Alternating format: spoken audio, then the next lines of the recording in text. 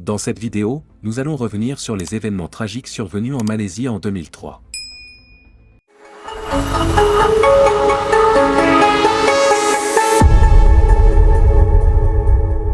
Kani ONG, âgé de 28 ans, a disparu de la voiture de parking d'un centre commercial métropolitain, après avoir dîné avec des proches.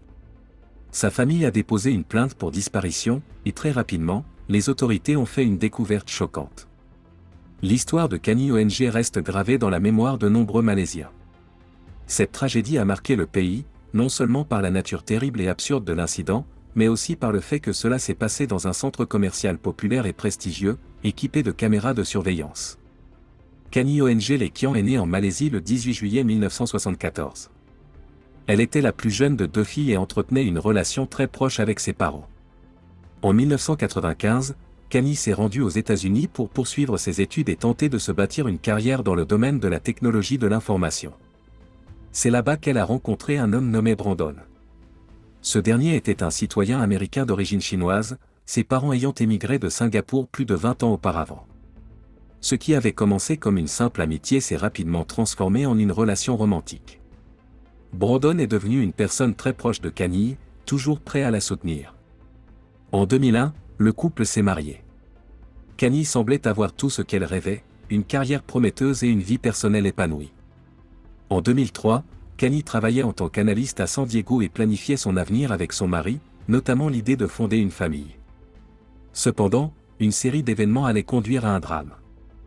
En 2003, le père de Kani, ONG Bishung, fut diagnostiqué d'un cancer. Elle prit la décision de retourner en Malaisie pour le visiter et soutenir sa famille dans cette épreuve. Le 1er juin 2003, Kani arriva en Malaisie avec Brandon. Ce dernier retourna aux États-Unis quelques jours après, tandis que Kani resta à Kuala Lumpur pour s'occuper de son père, qui suivait un traitement dans l'une des cliniques de la capitale. Chaque jour, elle parlait pendant des heures avec Brandon au téléphone. Ils discutaient de tout, y compris de leurs deux chats, qu'ils considéraient presque comme leurs enfants. Le père de Kani s'améliorait, mais sa santé restait fragile. C'est pourquoi, le 14 juin 2003, Kani avait prévu de retourner aux États-Unis. La veille de son vol, elle invita sa mère, sa sœur Elsie, ainsi que des amis proches à dîner dans un restaurant situé dans l'un des centres commerciaux les plus fréquentés. Ce soir-là, le 13 juin 2003, Kani et sa mère arrivèrent un peu plus tard que les autres. Ne trouvant pas de place de parking devant le centre commercial, Kani se rendit dans le parking souterrain, où il n'y avait pas de place disponible non plus. Ce n'est pas cela qui inquiéta sa mère, mais plutôt l'éclairage du parking, qui était insuffisant. Après avoir garé la voiture, elles montèrent au deuxième étage, où se trouvait le restaurant. Kani était ravie de retrouver des amis d'enfance qu'elle n'avait pas vus depuis longtemps, et la soirée se déroula dans une ambiance chaleureuse. Cependant, au fil des heures, Kani commença à remarquer que sa mère, Perly, semblait fatiguée. Elle lui proposa de rentrer chez elle, mais Perly répondit qu'elle avait eu une journée bien remplie et préférait rester un peu plus longtemps. Après avoir salué ses amis, Kani partit avec sa mère et sa sœur Elsie pour payer le parking. Le terminal de paiement était situé au premier étage du centre commercial, tandis que le parking se trouvait en sous-sol. En attendant dans la file pour payer, Kani réalisa qu'elle avait oublié son ticket de parking dans la voiture. Elle demanda à sa sœur et à sa mère de rester dans la file et se dirigea vers la voiture pour récupérer le ticket. La queue au terminal continua à avancer, mais Kani ne revint pas. 10 minutes s'écoulèrent avant que sa sœur n'essaie de la contacter, mais en vain. Après plusieurs tentatives infructueuses, Elsie et Perly se précipitèrent vers le parking. À leur grande surprise, Kani avait disparu avec sa voiture. Elles firent plusieurs tours dans le parking, et étaient désormais sûres qu'elle n'était plus là. Perly était convaincue que quelque chose n'allait pas, car Kani ne serait jamais partie sans prévenir. Bien que l'éclairage du parking fût insuffisant, des caméras de surveillance auraient pu fournir des réponses. Après plusieurs demandes, la sécurité du centre commercial finit par leur montrer les enregistrements des caméras. À minuit, Perly et Elsie visionnèrent les images, choquées par ce qu'elles y découvrirent. La voiture de Kani était sortie du parking à grande vitesse, brisant la barrière, et c'était un autre individu qui la conduisait. Bien que la qualité des images ne fût pas parfaite, il était clair qu'un se trouvait au volant, tandis que Kani était assise à côté de lui, semblant se recroqueviller contre la porte, comme si elle cherchait à se protéger. Après avoir vu ces images, Perly se précipita à la police pour déclarer la disparition de sa fille. L'enquête commença immédiatement, et la famille ainsi que les amis de Kani parcoururent Kuala Lumpur, dans l'espoir de retrouver la voiture. Pendant ce temps, Brandon, le mari de Kani, commença à se rendre compte qu'il y avait quelque chose qui clochait. Après avoir tenté de joindre sa femme à plusieurs reprises sans succès, il contacta sa belle-mère, qui lui expliqua la situation. La disparition de Kani bouleversa profondément Brandon. Pearlie entendit sa voix tremblante de douleur au téléphone. Malheureusement, l'enquête n'avança pas comme espéré. Les images de la caméra de surveillance ne permirent pas d'identifier l'homme qui conduisait la voiture. Plus de 72 heures après la disparition de Kani, la police fit une découverte macabre. La voiture de Kani fut retrouvée dans une rue de la ville. Le pneu avant droit était dans un état catastrophique, indiquant qu'elle avait roulé un certain temps avec un pneu à plat. Le siège passager arrière comportait une grande tache de peinture rouge. Les experts forensiques récupérèrent des échantillons et des empreintes provenant du siège arrière et d'autres parties de la voiture. La famille et les amis de Kani restaient déterminés à retrouver la jeune femme, priant pour son retour en sécurité. Cependant, le 17 juin, un travailleur de la route, alerté par une forte odeur provenant d'un égout près d'une route, découvrit un corps qui avait été partiellement brûlé à l'aide de 2 pneus de voiture. L'équipe des experts forensiques de la police royale malaisienne intervint rapidement sur les lieux. Les pneus utilisés pour tenter de dissimuler le corps étaient remplis de béton, ce qui avait été une méthode courante pour masquer les traces sur les routes. Les efforts pour dissimuler l'identité de la victime n'avaient pas suffi. Les espoirs des parents de Kani ONG furent brièvement ravivés après la découverte de son corps. Cependant, Pearlie, sa mère, refusait de croire que sa fille était morte jusqu'à ce qu'une confirmation formelle soit faite. Tant qu'ils ne le confirmeront pas, nous continuerons à espérer qu'elle reviendra vivante, déclara-t-elle. La famille se rendit à la morgue, mais les médecins ne purent confirmer immédiatement qu'il s'agissait bien de Kani. Les membres de la famille avaient donné des échantillons de leur ADN pour permettre une analyse comparative. Ce n'est qu'après les résultats des tests ADN que l'horreur de la situation se confirma. Le corps retrouvé était bien celui de leur fille. Certaines sources ont rapporté que, même avant l'analyse, la famille de Kani avait pu identifier des bijoux, dont une bague en or, sur le corps. Mais, en tant que mère aimante, Pearlie continuait de croire et d'espérer que sa fille était en vie jusqu'à la fin. Il est difficile d'imaginer la souffrance émotionnelle qu'elle a dû endurer. L'autopsie révéla que Kani avait subi 2 blessures au dos, et un expert en médecine légale découvrit des signes de strangulation. De plus, un morceau de tissu avait été enroulé autour de son nez à plusieurs reprises. À l'intérieur de son corps, du ciment avait été retrouvé, servant probablement à empêcher l'identification du corps. Quelques jours après la découverte, un événement se produisit qui souleva de nombreuses interrogations sur le travail de la police. Un policier sous le nom de Subramaniam Ravachandran rapporta à ses supérieurs que, la nuit de la disparition, il effectuait une patrouille avec son partenaire dans les rues de Kuala Lumpur, en civil et à moto. Les 2 policiers aperçurent un véhicule mal garé, occupant la moitié de la route, et décidèrent de s'arrêter pour voir si quelqu'un se trouvait à l'intérieur. En se rapprochant de la voiture, Ravachandran aperçut un homme assis derrière le volant et une femme à ses côtés, sur le siège passager. Le policier frappa à la fenêtre, et lorsque le conducteur baissa légèrement la vitre, Ravachandran montra son badge et lui demanda ce qu'il faisait là. Le chauffeur répondit qu'il ne faisait rien de mal et qu'il était simplement assis avec sa copine. Après cette réponse, Ravachandran demanda à vérifier les identités du conducteur et de la passagère. Alors que l'homme donna ses documents, la femme dans le siège passager fit des signes étranges de la main, semblant demander de l'aide. À chaque fois que le conducteur se retournait pour la regarder, elle cessait de bouger. Le policier, ayant remarqué cela, demanda au conducteur de sortir du véhicule. Ce dernier, de manière agressive, répondit qu'il n'était pas un policier, mais un meurtrier. Après ces paroles, il remonta la fenêtre et appuya sur le verrou de la porte. Réalisant que la voiture allait repartir, Ravachandran dégaina son arme et tira sur le pneu avant. La voiture s'échappa alors à grande vitesse. Ravachandran et son partenaire commencèrent alors une poursuite, mais la voiture avec un pneu crevé était bien plus rapide et impossible à rattraper. C'est là que la version officielle des événements commence à se poser des questions. À cette époque, le service de police malaisien était dans une situation telle qu'il n'était pas surprenant que l'officier en charge ne contacte pas immédiatement ses collègues ou ne signale l'incident. La voiture avec le pneu crevé était la Proton Tiara jaune, le véhicule de Kani ONG, qui serait retrouvé abandonné quelques jours plus tard. Même si la poursuite ne donna pas de résultat, la police avait désormais des documents du conducteur. Il s'agissait d'un homme nommé Ahmad Najib Dinara, âgé de 27 ans, et la passagère était Kani ONG. Si l'officier avait agi différemment cette nuit-là, peut-être que Kani serait encore en vie. Mais malheureusement, Ravachandran a signalé l'incident qu'après que le corps de Kani ait été retrouvé. La seule chose positive dans cette situation était que la police possédait désormais les informations concernant l'identité du suspect. La famille de Kani, quant à elle, n'a pas cessé de rechercher des réponses. Brandon, son mari, a perdu une femme qu'il aimait profondément. Le 17 juin, la police a commencé à chercher Ahmad Najib. Ils ont découvert que l'adresse qu'il avait donnée sur ses documents était incorrecte, mais que son nom était réel. Cela leur permit de commencer leurs recherches dans les registres des mariages et dans l'Agence nationale de soutien social. Un match a été trouvé. Ahmad Najib Dinara était né et avait grandi à Muar, en Malaisie. Il était le deuxième d'une fratrie de 4 enfants.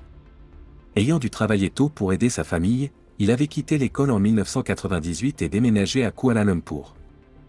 Plus tard, il s'était marié et était devenu père de 2 enfants.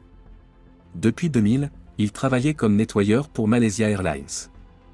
Avec ces informations, la police commença à surveiller sa femme, qui travaillait dans une banque de la ville.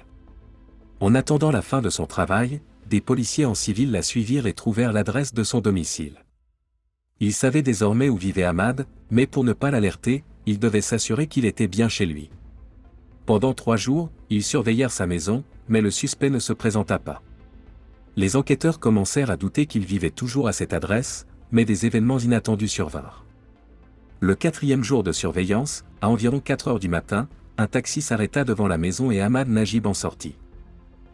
L'instant suivant, il a été arrêté et emmené au poste de police pour des interrogations. La nouvelle de son arrestation et de son identification a été rapidement relayée par les médias. Beaucoup de ceux qui connaissaient Ahmad Najib étaient choqués d'apprendre qu'il était lié à la disparition et à la mort de Kani ONG. Au début de son interrogation, Ahmad Najib, un homme qui semblait être un mari dévoué et un père aimant, est resté calme. Il a affirmé qu'il ne voulait parler qu'au chef de la division d'investigation criminelle. Lorsque la police a présenté les preuves le reliant à Kani ONG, il a commencé à perdre sa confiance. Ils lui ont montré des documents d'identification qu'il avait fournis à un agent de police lors de l'arrestation de Kani. De plus, des taches de sang ont été retrouvées sur ses vêtements, et les analyses ADN allaient probablement prouver qu'il s'agissait du sang de Kani ONG. Se rendant compte que la police avait des preuves irréfutables, Najib a finalement avoué. Il a confessé qu'il avait pris la vie de Kani. 10 jours après son arrestation, le 23 juin 2003, il a de nouveau répété sa confession. Au cours des jours suivants, la police a mené une série d'enquêtes sur les lieux mentionnés par Najib. Il a expliqué en détail comment il avait contraint Kani à des actes intimes à plusieurs reprises avant de lui prendre la vie. Dans chaque lieu que Najib a montré à la police, les enquêteurs ont trouvé des preuves confirmant ses paroles. Là où tout avait commencé, dans le parking souterrain du centre commercial, les caméras de sécurité ont capturé Ahmad Najib en train de conduire la voiture de Kani. Selon sa version, il avait attendu son ancien patron, un homme à qui il voulait se venger. Cette version, cependant, n'a pas été corroborée par l'ancien patron. Najib a expliqué qu'après avoir vu Kani chercher quelque chose dans sa voiture, il a décidé d'en profiter. Il l'a alors attirée dans la voiture, l'a menacée et lui a dit que si elle essayait de fuir ou d'appeler à l'aide, elle le regretterait. Kani, dans un état de stupeur, a obéi à ses ordres. Najib a ensuite pris place au volant et a quitté le parking à grande vitesse, brisant la barrière. Lorsqu'il s'est arrêté dans une zone industrielle, il a commencé à harceler Kani. À ce moment-là, un policier en civil est arrivé à la voiture. Najib a tenté de convaincre l'agent qu'il avait arrêté la mauvaise personne, mais l'officier a demandé à vérifier leurs identités. Kani a alors tenté de signaler de l'aide avec ses mains, mais Najib s'est vite rendu compte de sa tentative et a rapidement quitté les lieux. Peu de temps après, il a arrêté la voiture dans un endroit isolé, où, armé d'un couteau, il a contraint Kani à des relations sexuelles. Ensuite, il l'a tué, avant de jeter son corps dans un égout, recouvert de pneus et de débris. 16 heures plus tard, Najib est retourné sur les lieux avec un bidon d'essence et a tenté de brûler les preuves. Une analyse ADN a confirmé que le sperme retrouvé dans le corps de Kani appartenait à Ahmad Najib. Son ADN a également été retrouvé dans la voiture de Kani ainsi que sur ses vêtements. L'autopsie a également révélé que le sang retrouvé sur ses vêtements était celui de Kani ONG. Le procès d'Ahmad Najib a commencé le 15 septembre 2003, à peine 3 mois après la mort de Kani. Ce cas est devenu l'un des plus médiatisés et controversés de la Malaisie, suscitant un large intérêt dans le pays et à l'étranger. Le test de haut profil n'a pas seulement attiré l'attention des journalistes ordinaires, mais également celle d'avocats spécialisés, notamment de ceux qui ont voulu défendre Ahmad Najib. Bien qu'il ait admis sa culpabilité au cours de l'enquête et que les preuves, y compris l'ADN, étaient accablantes, il n'a pas pleuré sa culpabilité lors de son premier procès. Lors de l'interrogatoire, Najib a expliqué à la cour qu'il avait fait ses aveux sous la pression de la police. Cependant, le juge, qui avait assisté à la confession de Najib, a attesté qu'à ce moment-là, il n'y avait aucune trace d'abus physique sur le défendant. Najib était resté calme et détendu. Face à cela, les avocats ont ajusté leur stratégie de défense. Ils ont commencé à avancer que Kani était monté dans la voiture de son plein gré. Ils ont même suggéré que Kani, vêtu d'un masque de taekwondo noir, n'avait pas tenté de s'échapper. Cette tentative de blâmer la victime pour ne pas avoir fui a été rejetée, car chacun réagit différemment dans des situations de stress intense. Mais les avocats ne se sont pas arrêtés là. Ils ont introduit une nouvelle version des faits, selon laquelle Kani aurait volontairement eu des relations sexuelles avec Ahmad Najib. Selon eux, elle serait morte à cause d'une strangulation pratiquée dans le but d'intensifier les sensations pendant l'acte. Cependant, cette version a été contredite par les experts en médecine légale. En effet, des signes évidents sur le corps de Kani ont montré qu'elle avait été étranglée d'une manière différente, probablement pour l'empêcher de crier ou de respirer, ce qui est une méthode de contrôle utilisée par l'agresseur. En outre, des tissus ont été trouvés collés sur le nez de Kani, ce qui a renforcé l'idée qu'il n'avait pas l'intention de la rendre inconsciente. L'expertise médicale a confirmé que la peau de Kani avait été collée de manière à couvrir ses voies respiratoires, ce qui a fait que la seule partie intacte de son corps était l'endroit recouvert par les brûlures, et l'analogie avec l'utilisation de matériaux dans le nettoyage d'avions a encore mis en lumière les habitudes de Najib. En effet, en tant que nettoyeur de cabine pour une compagnie aérienne, il était lié à cette méthode d'utilisation d'un produit qui avait potentiellement été utilisé sur Kani. Les avocats de Najib, désorientés par les preuves accablantes, ont conseillé à leurs clients de rester calmes et de ne pas donner de témoignages. Cependant, les questions restaient nombreuses. Pourquoi Kani n'a-t-elle pas réussi à s'échapper malgré plusieurs occasions? Peut-être qu'elle a été paralysée par la peur, ou qu'elle n'a pas eu la possibilité de réagir à temps. Ce mystère restera probablement à jamais sans réponse. Le 23 février 2005, après une longue et difficile enquête, Ahmad Najib bin Haris a été déclaré coupable de toutes les charges retenues contre lui. Le juge a affirmé que les preuves collectées ne pouvaient indiquer qu'une seule personne responsable du crime, Ahmad Najib. En conséquence, il a été condamné à la plus sévère des peines selon les lois de la Malaisie, 20 ans de prison et 10 coups de canne. Toutefois, pour le meurtre de Kani, Najib a également été condamné à la peine capitale. Le système judiciaire malaisien étant très différent de celui d'autres pays, la peine de mort n'est pas exécutée par injection létale, mais par pendaison, un procédé bien plus coûteux et plus violent. Les avocats de Najib ont tenté à 2 reprises de faire appel de la sentence, mais leurs efforts ont échoué. En 2010, Najib a écrit une lettre au président de l'État, demandant une commutation de sa peine à la prison à vie. Il a réitéré qu'il n'était plus coupable, mais sa demande de clémence a été rejetée.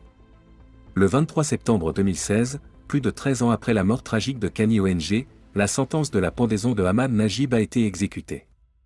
Merci infiniment pour votre soutien et votre patience tout au long de cette collaboration. Votre confiance m'est précieuse, et je suis reconnaissant d'avoir pu vous accompagner dans ce projet. Si vous avez d'autres demandes ou des questions à l'avenir, n'hésitez pas à me contacter. Je vous souhaite tout le meilleur et espère continuer à travailler ensemble. Merci encore et à bientôt.